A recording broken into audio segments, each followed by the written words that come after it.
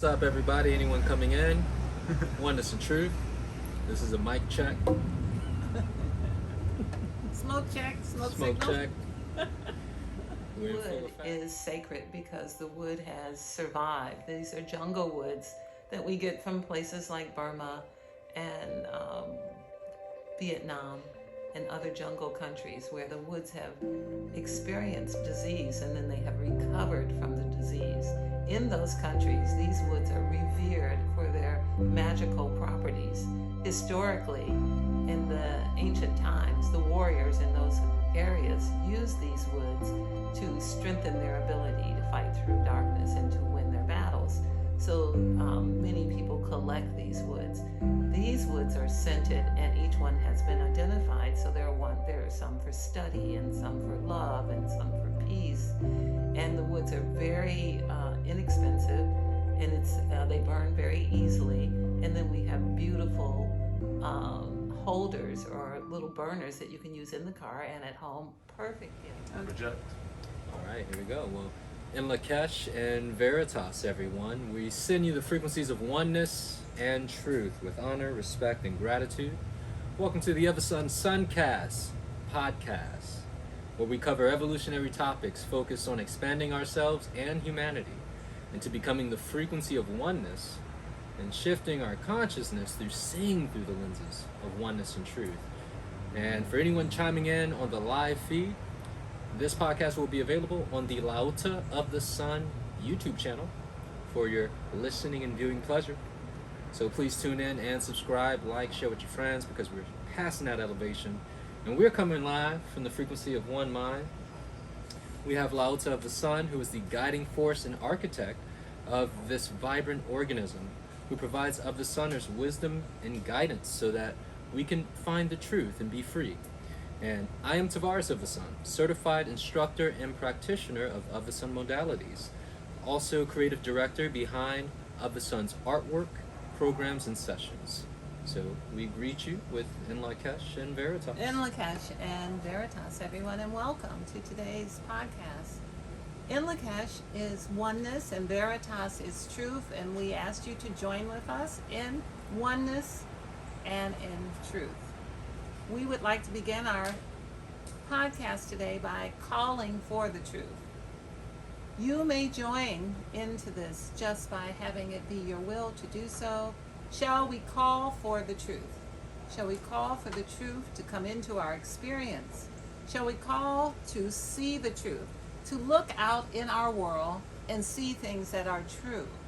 Shall we call to hear the truth? Shall we call that when we turn on our electronics, or when we hear other people talking, or when we hear things in the distance, that we actually hear what is true? Shall we call to have the courage to speak the truth so that the lie can collapse in the face of the truth? We call to have the frequency of truth come into our experience so that we may be the truth. Shall we have nothing less than the truth in our world? So this is the wonderful way in which we can start today's podcast, and we are so happy you're here with us. Today we'll be talking about the idea of satisfying the status quo, satisfying the need that our world, the mass consciousness, pushes us towards, and not necessarily our own needs. You have something on that? Yeah, so this is an interesting topic, and I'm so glad we called for the truth, because you may have needed to call for the truth to see this within your own experience. So many who know me, personally, I'm what is called a heretic. She is as well. Where throughout my life, I have blasphemously gone against the grain of society. However, even though that's been my personality, I still have felt the pull of being drawn into my decision making being influenced by something outside of myself, like an outer authority. So even throughout my childhood, my teenage years, I can even see embarking on the journey, my spiritual evolutionary journey, how there's still that pull out there from the outside world attempting to influence my decision-making patterns. And You mind if I go into some of Would these you? ideas? Absolutely. So when LaOta brought this topic up, I went into the Akasha. I started looking at my life, and also how this pertains to people within our world. So you all are viewing this through social media. I'm sure you have seen some advertisements. I'm sure they have forced you to sit through 30 seconds or so, and then you probably even had the thought, I think I need that. I think I want that right there.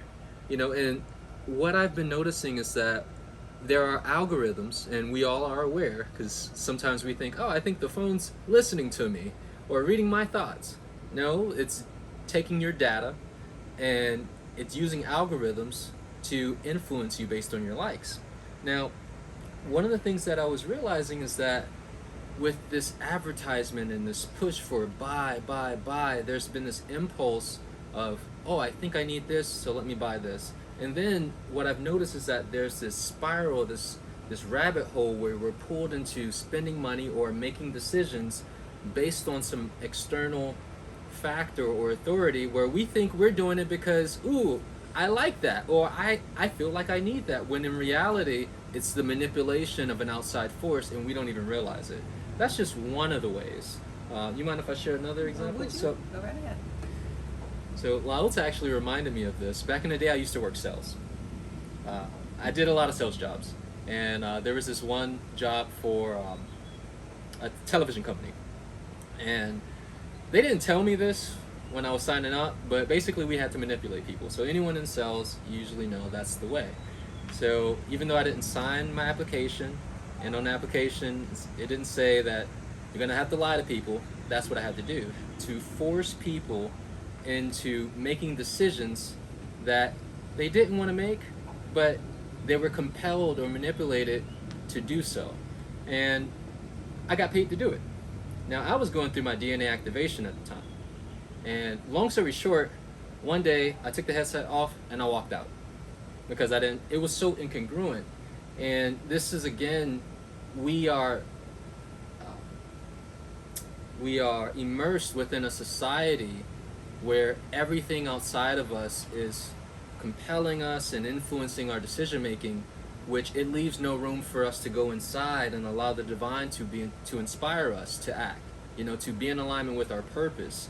So that's my story. That's been my experience. There's so many other things that when I was in the Akasha, I could see through my childhood, the way how I dress, what I eat. It was never really my choice. It was always something outside of me that was compelling me to do. So technically I was enslaved or imprisoning myself.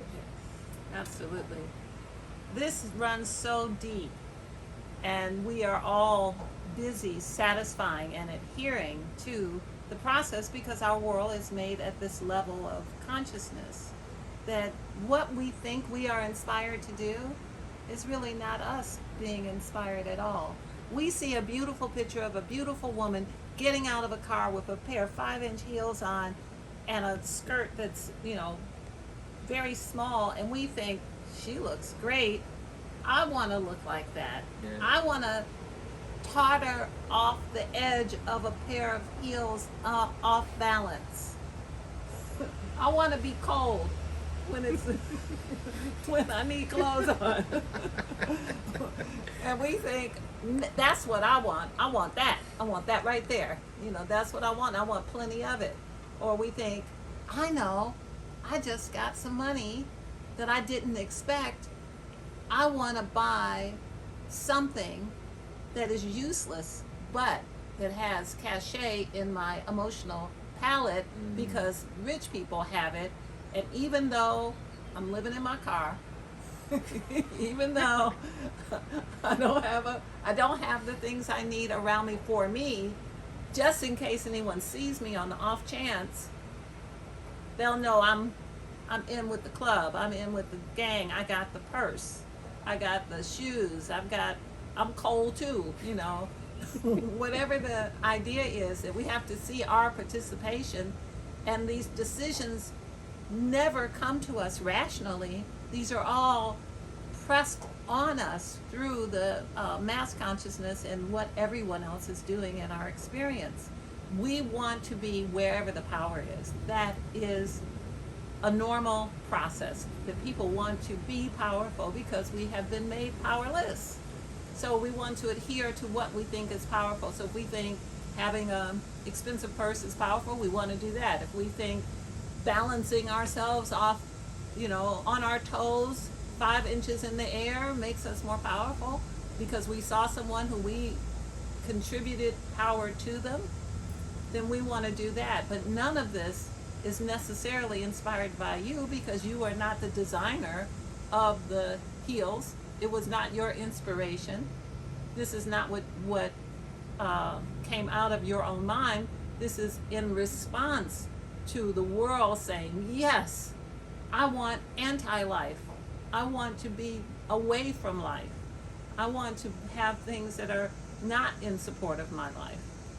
So this is important. May I comment on this? Okay, so I'm listening to you speak about this idea of the heels. You several times you mentioned it now. And acted it out. Yeah, the imbalance. So, I'm not a woman, nor do I wear heels, but I've dated a few women who have worn heels, and as good as a woman may think they look, it has always been an experience of pain and suffering. Like, oh, I can't wait to get home to take these off. Oh, these make my feet hurt. And we're outside trying to have a good time, and you're disgruntled to focus on your feet. So that inspiration of I'm in pain, I don't want to be in pain, it's overridden by that influence, the outside influence, or I must present myself a certain way to be accepted. That's a major psyop. It's just so interesting. Have you found yourself being one of those men who have to carry the shoes? Yes, I have. I So certainly have. you have been an enabler. I sure was. You've been I sure was. I can't walk in these shoes no more, so I'm gonna enlist your assistance. Like, give me my flip-flops. All right, babe. I'll take your heels. So it's not just about that. However, it's all about that. It's every decision we make references that. What car do we drive? What house do we live Yes. in? Why do we live in it? Does it make sense? Are we able to better adhere to our own freedom and our own richness of our experience because of our choices, because of what we do and why we do it? Are all of our decisions made because of television or movies? Is everything inspired by someone else? And is it inspired to support our lives, or is it anti-life? Is this more of what is coming in from inspired from other worlds to take life from us, to make us blind to what is really important in our lives? Is it important that we eat food that nourishes our body and keeps us alive? Or is it important that we have things that have lots of icing on them and lots of sweets and lots of, do we need deep fried Twinkies? Is that deep fried Oreos? Is that something that should even be allowed to exist? Isn't that like a crime against our stomachs? These kinds of things, the processed food, the things that we're running after are things that are against life itself. This all comes back to the idea of calling back the balance and the power of the divine feminine into our world that cares about nourishing humanity, that cares about life itself, that will inspire us to feed our children and ourselves in a way that gives more life instead of anti-life. Yes. You have yes. something else on that? Just thinking about collectively, many people may notice, but we're being moved or herded into a direction of integration with AI, transhumanism, where it's like, are we making choices to engage with Siri or Alexa because we want to, or is that someone else outside of us forcing us or moving us in that direction? You know, these are things, and again, is it life? Does it support life, or does it take away life?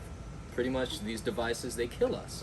Just being in proximity, they're killing our cells. So it's, again, it's to your point, it's everywhere. It's in the choices with our shoes, our clothing, our food.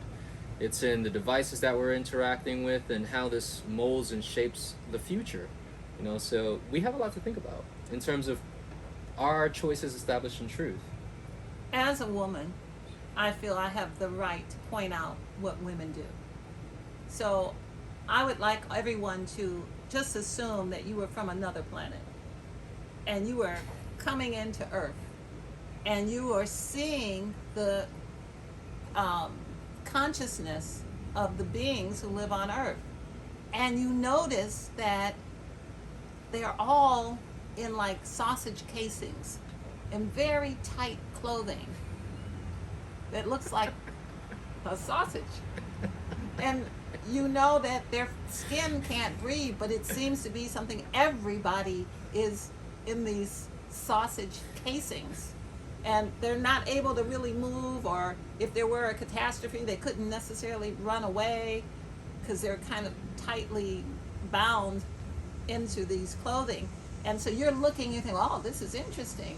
These humanoid beings, they are one with their Their sausage casing. That's the first time I ever heard that, and it makes so much sense. and then we would see that many of them have long talons that are pasted on two parts of the breathing, animated, conscious part of the body with some kind of adherent that is toxic. And they sometimes come out many inches. And it covers up the part of the nail that's breathing. And this is considered a high honor. And you pay a great price to go be with a person who wears a mask so they don't die, so they don't become intoxicated by the toxic application process. And this is something that is you stand in line for, you make appointments for, that costs greatly of a person's income. And as this person visiting the world, you're seeing this and you're thinking, wow, this is interesting. There must be some great spiritual, must be something behind this. So then you also look and you see people are wearing something on top of their crown chakras. All varieties of different things, all varieties of people. Some things completely covered and they look as if they're disguised. So you wouldn't really know, but we know because we're from another planet. We know that's not the way their biology is. We see that they're covering up their ability to be in touch with the environment because hair is antenna. Hair allows you to know what's going on and to alert you when something goes on. But they have each individually chosen and sought after various different ways to stop that process. So this is very interesting. So you're from another planet, you're pulling in your spaceship, and you're thinking, wow, humans are interesting. And then we notice that instead of allowing Source to give them the nourishment and nature, the law of nature, to be their guide, they choose to be their own source. They choose to be their own creator of things, but they have finite intelligence. And so everything they produce, like their houses, are sick. Their electronics hurt their brain. The things they do corrupt the body. But they have chosen to avoid Source, or to avoid the natural order of things. So you find this is a very interesting planet. I wonder what else I will discover. Do you have any idea what else they will see? Driving in vehicles that kill us. Moving from space to space, where we have to put gasoline that is toxic and noxious. Oh, so that the body itself dies? Yes. From But the we'll make fumes. it to where we need to go, but In a finite way for a short period of time until sure. we cannot. So this exercise of putting ourselves in the place of someone who doesn't know who we are, hopefully will take you out of the complacency, the nose blindness, to see who we are, what we are in agreement with, what we are enabling, Yes. and what we are fine with, as the planet itself is a perfect example of that same idea of having been put into a suit that's too tight. The chemicals and things that have been put into the ground so that the planet cannot breathe. We put toxic things on the breathing, living portion of the planet that interferes with life on the planet. The planet is literally off balance. So then all of us look off balance. And then the things that we desire and what we expect from others is also off balance. So these are the things that we encourage you to think about today. That this may bring to your mind some things that you would like to share.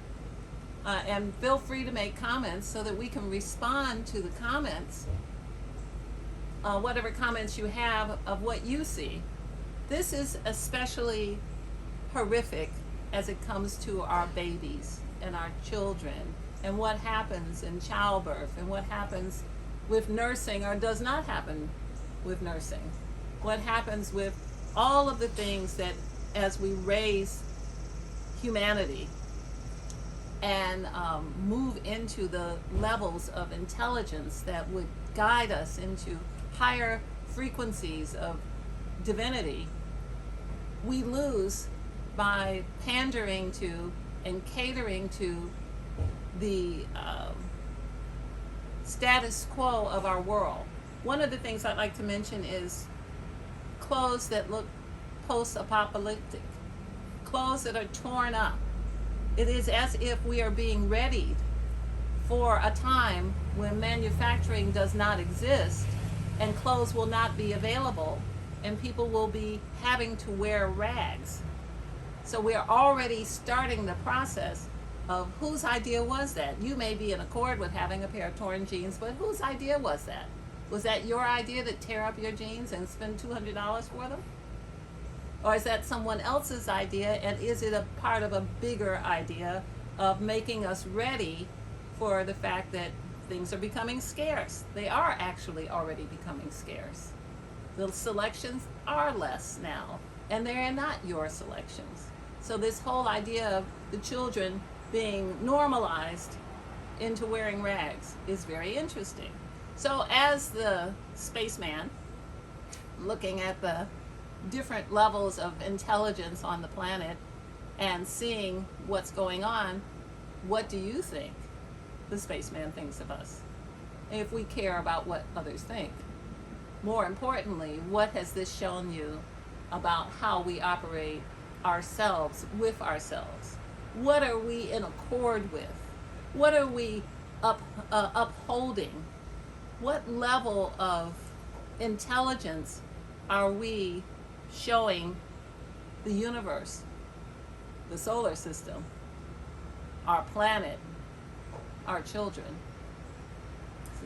So I'm pondering on this, and if I was someone listening, I'm thinking,